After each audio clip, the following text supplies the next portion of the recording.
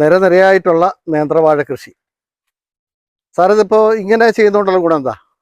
ഇത് രണ്ട് ഗുണമാണ്. ഒന്നെന്താന്ന് ചോദിച്ചാൽ നമ്മുടെ അതിനൊരു ഒരു സൈഡിൽ ഇങ്ങനെ വെള്ളമൊക്കെ ഒലിച്ച് എക്കല് വന്ന് അടിയുന്ന സ്ഥലത്ത് വാഴ കൃഷി ചെയ്യുന്നതുകൊണ്ട് ഒന്ന് നല്ല വളം, പ്രത്യേകിച്ച് കൂടുതൽ വളമൊന്നും ചെയ്യേണ്ട.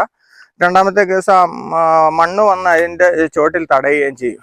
ഇത് എത്ര നാളായി നട്ടിട്ട്? ഇതിപ്പം 6 മാസത്തോളം ആയിട്ടുണ്ട്, കൊലച്ചു തുടങ്ങി.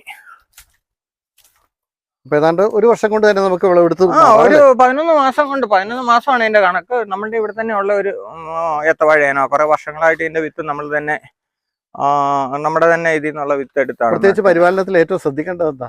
പ്രത്യേകിച്ച് പരിപാലനം എന്ന് പറഞ്ഞാൽ ഇത് പോളയൊക്കെ പൊളിച്ച് നല്ല ക്ലീൻ ആയിട്ട് നിർത്തി കഴിഞ്ഞാൽ ഈ പിണ്ടിപ്പുഴു അങ്ങനെ ഈ വണ്ടുകളൊക്കെ കുത്താതെ പുഴുവൊക്കെ ഉണ്ടാകാതെ ഇരുന്നുള്ളൂ. അപ്പൊ ഇങ്ങനെ ഇത് പോളയൊക്കെ പൊളിച്ചിട്ട് നമുക്ക് നല്ലതുപോലെ ക്ലീൻ ചെയ്ത് നിർത്തി കഴിഞ്ഞാൽ പിന്നെ ഇടയ്ക്ക് പുഴു ഒന്നും ഉണ്ടാകത്തില്ല.